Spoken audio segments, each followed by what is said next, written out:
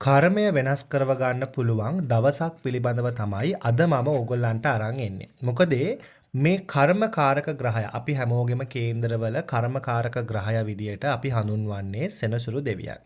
ඉතින් මේ සෙනසුරු දෙවියන්ගේම ජන්ම දිනය, ජන්ම තිථිය යෙදිලා තියෙනවා මේ මැයි මාසයේදී 16 වෙනිදා සෙනසුරාදා දවසක තමයි යෙදලා තියෙන්නේ. හරිම විශේෂයි. මොකද වෙන අවුරුදු වල සෙනසුරාදා ඉන්නේ නැහැ. නමුත් මේ අවුරුද්දේ සෙනසුරු දෙවියන්ගේම දවස සෙනසුරු දෙවියන්ගේම දවසක ඇවිල්ලා තියෙනවා. ඉතින් ඒක හරිම බලගතු විශේෂිත වූ වගේම ජීවිතය වෙනස් කර ගැනීමට හැකියාව තියෙන මහා විශේෂිත වූ දවසක් විදියට තමයි මට අද පෙන්වුම් කරන්නේ. ඉතින් මම හැමදාමත් වගේ මේ දේ ඕගලන්ට කියලා දෙන්නේ ඕගලන්ගේ ජීවිතය සරුසාරවත් කරගන්න, ජීවිතේ බලවත් කරගන්න වගේම ජීවිතයේ තියෙන දුක් වේදනාවන්ගෙන් මිදිලා ජීවිතේ සතුට සෞභාග්‍ය උදා කරගන්නට උපකාරයක් විදියට. ඉතින් මට කරන උපකාරයක් විදියට ඕගලන් අනිවාර්යෙන්ම මේ වීඩියෝ එකට කමෙන්ට් කරනවා වගේම මේ වීඩියෝ එක ෂෙයා කරන්න. අපේ channel එක subscribe කරන්න, follow කරන්න අමතක කරන්න එපා කියන එක මම අනිවාර්යෙන්ම ඕගලන් හැමෝගෙම කාරුණිකව ඉල්ලා සිටිනවා. ඉතින් විශේෂයෙන්ම තව දෙයක් කියන්න ඕනේ මම මේ වීඩියෝ එකේදී අනිවාර්යෙන්ම ලංකාවේ ඉන්න අයටත් වගේම තමයි විදේශගතව පිටරට වැඩ කරන අය පදිංචි වෙලා ඉන්න අයට කරගන්න පුළුවන් වත්පිළිවෙතුත් අනිවාර්යෙන්ම කියලා දෙනවා. මොකද මේ දවස් ඕගොල්ලන් මිස් කරගන්න එක හරිම අපරාධයක්. ජීවිතේ කරගන්න ලොකු පාඩුවක් විදියට මට පෙන්වුම් කරලා දෙන්නට පුළුවන් නිසාවෙන්. ඉතින් අනිවාර්යෙන්ම මේක මග හැරවා ගන්න නැතුව මේ දිනය මග හැරවා ගන්නේ නැතුව ජීවිතේ ඕගොල්ලන්ගේ සරුසාරවත් කරගන්න පෙර ජීවිතවල කරගත්ත කර්මයන් දෝෂයන් දුරු කරගෙන සතුටෙන් කාලය ඉදිරියට ගත කිරීමට හැකි දවසක් බවට පත් කර ගැනීමට මේක යොදා ගන්න කියන එක මම අනිවාර්යෙන්ම ඕගොල්ලන්ට කියන්න ඕනේ. ඉතින් මම කලිනුත් කිව්වා වගේ 2026 මැයි 16 වෙනිදාට තමයි මේ දිනය යෙදිලා තියෙන්නේ. හරිද? එතකොට මේ දිනය හරිම විශේෂයි. ඒ වගේම තමයි ඕගොල්ලන්ට පුද පූජාවන් කරගන්න පුළුවන් මැයි 16 පාන්දර 5:11 සිට මැයි 17 පාන්දර 1:30 දක්වා. මැයි 16 5:11ට පාන්දර එවෙලේ ඉඳන් ඕගලන්ට පුළුවන් ඒ දවසේ ඕනෑම වෙලාවක මැයි 17 1:30 එකත් පාන්දර ඒ පැය ගානේදී ඕගලන්ට අනිවාර්යෙන්ම මේ සෙනසුරු දෙවියන් වෙනුවෙන් කරන පුද පූජාවන් බුද සත්කාර සහ දෙවියන්ගේ ආශිර්වාද ලබා ගැනීම සඳහා දේවල් සිද්ධ කරන්න. එතකොට අපි දැනගන්න ඕනේ මුලින්ම මේ සෙනසුරු දෙවියන් මම කලිනුත් කිව්වා අපේ කර්මකාරක ග්‍රහයතුමා. හරිද? එයා කර්මකාරක දෙවියන්. ශිව දෙවියන්ගේම ස්වරූපයක් වෙන මේ සෙනසුරු දෙවියන් එයා තමයි අපිට අපේ පෙර පින පෙර පව ඉස්මතු කරලා දීලා අපේ මේ ජීවිතේ අපිට ලැබීම් කියන දේවල් ළඟා කරවන්නට ගොඩක් වෙලාවට උදව් උපකාර කරන්නේ. හරිද? එතකොට මේ සෙනසුරු දෙවියන්ව පාලනය කරන සෙනසුරු දෙවියන්ගේ පීඩාවන් පාලනය කරන අපිට ගොඩක් උදව් උපකාර කරනවා මේ ඝන දෙවියන් වහන්සේ. ඒ වගේම තමයි අපිට හනුමාන් දෙවියන් වහන්සේ සහ ශිව දෙවියන්. කියන මේ තුන් දෙනා තමයි ගොඩාක් වෙලාවට සෙනසුරු දෙවියන්ගෙන් එන බලපෑම් පාලනය කරගන්න සඳහා අපිට උදව් උපකාර කරන්නේ. එතකොට මේ සෙනසුරාදා දවසේදී මේ මැයි 16 වෙනිදා දවසේදී ඔයගලන්ට පුළුවන් උදේ පාන්දර නැගිටලා පිටරට ඉන්න කෙනෙක් වෙන්න පුළුවන්, ලංකාවේ ඉන්න කෙනෙක් වෙන්න පුළුවන්. උදේ පාන්දර නැගිටලා හොඳට හිසට ස්නානය කළා. ගොඩක් වෙලාවට හිසට ස්නානය කරනකොට තල තෙල් දාලම ස්නානය කරන්න පුළුවන් නම් හිසට ගොඩක් හොඳයි. ඉතින් ඔයගලන් පොඩක් බලන්න ඔයගලන්ගේ ශරීර සෞඛ්‍යයත් එක්ක තල තෙල් දාලා නාන එක කොච්චර සුදුසුද කියලා. තල තෙල් දාලා ඔළුවට නාලා ඉවර වෙලා ඕගොල්ලන් මම අර කිව්ව දේවල් තුන් දෙනාට ඝන දෙවියන්, ශිව දෙවියන් සහ හනුමාන් දෙවියන් කියලා තුන් දෙනාගෙන් එක්කෙනෙක් හරි නැත්නම් තුන් දෙනාටම හරි කමක් නැහැ. එකම පහනක් දල්වීම සුදුසුයි. එතකොට මේක තල තෙල් වලින් දල්වනවා නම් තවත් සුදුසුයි කියන එක පැහැදිලි කරලා දෙන්නට ඕනේ. ඊට අමතරව නිල් මල්, නිල් කටරළු මල්, නිල් මානෙල් මල්, නිල් නෙළුම් මල් මොකක් හරි නිල් මල් තමයි ගොඩක් වෙලාවට වැදගත් වෙන්නේ. ඒ වලින් අමුණුපු මාලයක් වෙන්න පුළුවන්. නැත්නම් මාල හමුනන්න බැර නම් නිල් මලක් නම් හොයාගන්න තියෙන්නේ. එකක් හරි කමක් නැහැ. ඒ දෙවරුන්ට පූජා කරන්න ගොඩක් හොඳයි.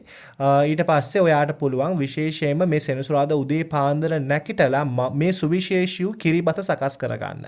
කොහොමද සකස් කරගන්නේ? උදේ පාන්දර නැගිටින්න සුදුබත් උයන්න. සුදුබත් වලට එළඟි තෙල්, ඊට පස්සේ තල ඇට, ඊට පස්සේ උක්හකුරු හරි මී පැණි හරි මොනවා හරි පැණි జాතියක් කවලම් කරගෙන අර බත් එකට කවලම් කරන්න සුදු බත් වලට. හරිද? ඊට පස්සේ ඒකට තමයි ඔයා මුදවපු කිරි හරි යෝගට් හරි කවලම් කරන්නට ඕනේ. කවලම් කරලා ඉවර වෙලා ඒක නිකන් හොඳ ලස්සන පිරිසුදු භාජනයක දාලා ඒක දෙවියන්ට පූජා කරන්න. ඊට අමතරව බීමක් විදියට ගොඩක් වෙලාවට තැඹිලි එහෙම නැත්නම් අපි ගත්තොත් කුරුම්බ වගේ වතුර පූජා කරන්නට පුළුවන්. නැත්නම් පොල් වතුර හරි කමක් නැහැ පූජා කිරීම සිද්ධ කරන්න. එතකොට විදේශගත කෙනෙක්ට මේ කිසිම දෙයක් කරගන්න බැරි නම් ඒගොල්ලන්ට පුළුවන් හිතින් මේ දෙවියන්ව සිහිපත් කරලා මම අද දිනස්තරයේදී සෙනසුරු දෙවියන් වෙනුවෙන් පුද පූජාවන් පවත්වනවා. ඔබ වහන්සේලාගේ ආශිර්වාදය මට ලැබේවා. මේ තියෙන බාධාවන් දුරු කර ගැනීමට හැකියාව ලැබේවා කියලා හිතලා ඕගොල්ලන්ට උදේ පාන්දර මම කිව්ලාට ස්නානය කරලා ඉවර වෙලා ප්‍රාර්ථනාව සිද්ධ කරන්න. ඉතින් පින්තූර පහන් පත්තු කරන්න බැරි නම් අවම ඉටිපන්දමක් හරි කමක් නැහැ. ඔයා හිතින් හිතලා මේක මේ දෙවියන්ට පූජා වේවා කියලා බැල්කනියක හරි කාමරයක හරි පත්තු කිරීම සිද්ධ කරන්න පුළුවන්. එහෙම සිද්ධ කරලා ඉවරලා ඔන්න ඕගලන් දවස ආරම්භ කරා. අර කිරිබත් ඕගලන්ට පුළුවන් ඊට පස්සේ කපුටන්ට සෙනසුරු දෙවියන්ගේ වාහනේ වෙන කපුටන්ට ඒ වගේම බල්ලන්ට. මොකද සෙනසුරු දෙවියන්ගේ තවත් ස්වරූපයක් හරි නැත්නම් තවත් කෙනෙක් විදිහට අපි විශේෂ කොට සලකනවා බල්ලෝ. ඉතින් බල්ලන්ට දෙන්න පුළුවන් භාගේ බය කිසිම ගැටලුවක් නැහැ. ඊට පස්සේ ඕගලන්ට තියෙන්නේ ඔන්න දවස ආරම්භ කරා. ඕගලන් ওই විදිහට පූජාව සිද්ධ කරා. පූජාවෙන් පස්සේ ආහාර සතුන්ට කන්න දුන්නා. ඊට පස්සේ ඔන්න ඕගලන්ගේ කාලය ලැබෙනවා. ඕගලන්ට කරන්න තියෙන්නේ මොකක්ද?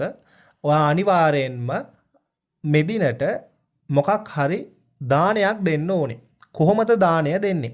දානය දෙනකොට ඔයා අනිවාර්යෙන්ම තල කියන දේවල් මිශ්‍ර කරගන්න ඕනේ. මොකද තල කියන දේ සෙනසුරු දෙවියන්ට ගොඩක් කැමති දෙයක්.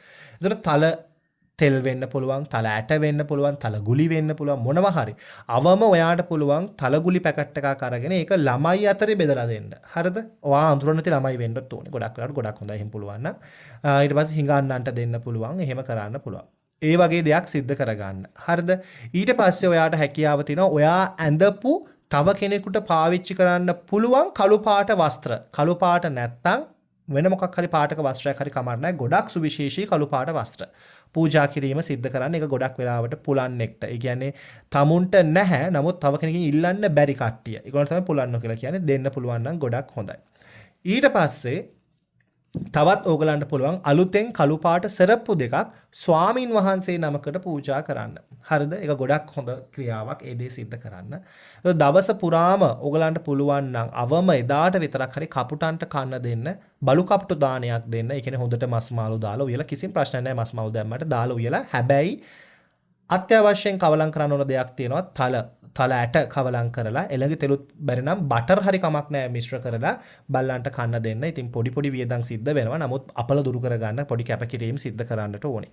ඒ දේවල් සිද්ධ කළා බලු කප්ටු දානයක් දෙන්න. දවස පුරා ඔය වගේ දේවල් සිද්ධ කරගන්න විශේෂයෙන්ම තල සහිත ආහාර තල පහන් දැල්වීම වගේ දේවල් කරන්න. ඒ වගේම කෝවිලකට ගමන් කරන්න පුළුවන් නම් ගොඩක් හොඳයි. ශිව දෙවියන්ගේ කෝවිලකට ගමන් කරලා ශිව දෙවියන්ට වන්දනාමාන කරලා ඉවර වෙලා ඔයාට පුළුවන් සෙනසුරු දෙවියන්ට තල තෙල් දැමු අර තල පොට්ටනේ තියෙන කෝවිලෙන්ම ගන්න පුළුවන්. නැත්නම් ගෙදරදී හදන්න පුළුවන්. කළු රෙද්දකට තල ඇට අබ ඇට දාලා පොට්ටනියක් විදිහට හදලා ඒක පහනකට තල තෙල් දාලා ඒ පොට්ටනිය පහන මැද්දෙන් තියලා ඒ පොට්ටනිය දැල්වීම සිද්ධ කරන්නට පුළුවන්. එහෙම කරලා ඉවර වෙලා ඒක සෙනසුරු දෙවියන්ට පූජා කිරීමේ හැකියාව තියෙනවා. ශිව දෙවියන්ට පූජා කරන්න පුළුවන්. නිවසේදීත් මේක කරන්න පුළුවන් කිසිම ගැටලුවක් නැහැ. ඉතින් බෙලි කොළ මාල ශිව දෙවියන්ට දාන්න පුළුවන් වගේම ගණ දෙවියන්ට විශේෂයෙන්ම පූජාවක් විදිහට අඹ පූජා කරලා ගණ දෙවියන්ගේ ආශිර්වාද ඉල්ලන්න පුළුවන්. හනුමාන් දෙවියන්ගේ පිළිමයක් හරි හනුමාන් දෙවියන්ගේ මොකක් හරි පිළිමයක් තියෙනවා නම් ඒ පිළිමේ තල තෙල් වලින් නාවන්නට පුළුවන්. ඊට අමතරව ඡායා දාන් කියලා එකක් තියෙනවා. ඡායා දාන් කරන්න හරිම ලේසි. හැබැයි ටිකක් කැපකිරීමක් කරන්න ඕනේ. විශේෂයෙන්ම දැන් සෙනසුරාදා සිකුරාදා රෑ නිදිය ගන්න කලින් තල තෙල් භාජනයකට දාන්න. මේ වගේ භාජනයකට තල තෙල් දාලා මේ වගේ භාජන තල තෙල් දාලා ඉවර වෙලා ඇඳ යටින් ඔයාගේ ඔළුව තියෙන පැත්තෙන් ඇඳ යටින් තියලා නිදිය ගන්න. එහෙම නිදියගෙන ඉවර වෙලා ඔයා උදේ පාන්දර නැගිටිනවනේ දවස් ආරම්භ කරන්න නැගිටිනවනේ. දැන් ඔය වොෂ්රූම් යන්න නැගිටින එක නෙමෙයි දවස් ආරම්භ කරන්න නැගිටිනවනේ. ඒ නැගිටිනකොට ඔයාට පුළුවන් මේ තල තෙල් භාජනය අරගෙන පළවෙනි රාජකාරිය විතර මූණ හොදන්න මුකුත් අවශ්‍ය නැහැ.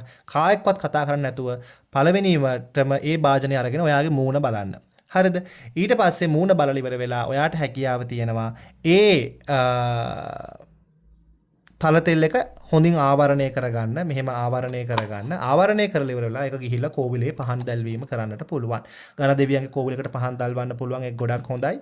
එහෙම නැත්නම් බෝ ගහක් අපි කෝවිල යන්න බැරි කෙනෙක්. බෝගහක් ළඟට ගිහිල්ලා බෝගහේ හතර පැත්තට පහන් හතරක් ඒ තෙල් වලින් දැල්වීමේ හැකියාව තියෙනවා සෙනසුරු දෝෂ දුරු කර ගැනීම සඳහා. ওই විදියට ওই කටයුතු සිද්ධ කරගන්න පුළුවන්. විදේශගත රටක ඉන්න කෙනෙක්ට නම් එයාට අර මං කෝ වස්ත්‍ර දානය කරන්න පුළුවන්, කුරුල්ලන්ට කන්න දෙන්න පුළුවන්. එහෙම නැත්නම් ලංකාවේ ඉන්න කාට හරි මුදල් දාලා එයා වෙනුවෙන් ඒ දේ කරන්න කියන්න පුළුවන්. ඉතින් ඒතරදී මුදල් දාන කෙනාටත් ඒක උපකාරයක් වෙනවා සහ මුදලින් ප්‍රයෝජන ගන්න කෙනාටත් උපකාරයක් වෙනවා. දෙකම කරන්න පුළුවන්. ඒ පිනත් ඔයාට ලැබෙනවා. පවුලේ කෙනෙක්ට ඒ දේ කියන්න කරන්න කියලා. ඉතින් ඔය වගේ සුළු සුළු දේවල් කිහිපයක් කරලා අනිවාර්යෙන්ම ඔය පින් කටයුතු කරන්න පුළුවන්. ඊට පස්සේ දවස අවසානයේදී ඔයාට පුළුවන් සෙනසුරාදා දවස අවසානයේදී හවස ආයෙ නැවත වාරයක් අර මම කිව්ව විදිහටම නිල් මල්, තල තෙල් පහන්, කිරිබත් ආයෙ හදන්න ඕනේ. අලුත් කිරිබත් හදන්න ඕනේ. හදලා ඉවර වෙලා පූජා කරලා ඉවර වෙලා පොල් වතුරත් සමග නැත්නම් කුරුම්බ හරි තැඹිලි වතුරත් හරි පූජා කරලා ඉවර වෙලා ඔයාට තියෙන්නේ ඔයා දවස පුරාම කරගත්ත පින් එකින් එකට මතක් කර කර මම මේ දේ කරා, මෙහෙම සල්ලි දුන්නා, මෙහෙම ආහාර දුන්නා, බත් පැකට් දුන්නා, කුරුල්ලන්ට කන්න දැම්මා, මෙන්න මේ දේ කරා, අර දේ කරා, ඒ දේ කරා කියලා හොඳට කියලා ඉවර වෙලා මොකද්ද කරන්න තියෙන්නේ? ඒ පින් සියල්ලක්ම ශිව දෙවියන්ට, හනුමාන් දෙවියන්ට, ගණ දෙවියන්ට සහ සෙනසුරු දෙවියන්ට අනුමෝදන් කරමි. අනුමෝදන් වේවා මගේ ජීවිතේත් මගේ පවුලේ අයගේ ජීවිතේන සිළු බාධාවන් දුරු වේවා කියලා ඉල්ලුම් කරන්න. ඔය විදිහට ඔක සිද්ධ කරගන්න තියෙන බාධාවන් බොහෝමයක් ඔයාට ඉවර කරගන්න පුළුවන්. ඒ වගේම තමයි ඔයාට හැකියාව තියෙනවා ජීවිතේ වර්ධනයක් ඇති කරගන්න. ඉතින් මේ සෙන්සුරාදා දවස මිස් කරගන්න එපා. අනිවාර්යෙන්ම ඔයාගේ ජීවිතය සාර්ථක කර ගැනීම සඳහා මේ කටයුතු සිද්ධ කරගන්න කියන එක මම නැවත නැවත ඔයාට මතක් කරනවා. එහෙනම් තවත් රීඩින් එකකින් හමු වෙනකම් ඔයගොල්ලන් හැමෝටම විශ්ව මාතාවගේ සෙව් දෙවියන්ගේ ආශිර්වාද ලැබේවා කියලා මම ප්‍රාර්ථනා කරනවා.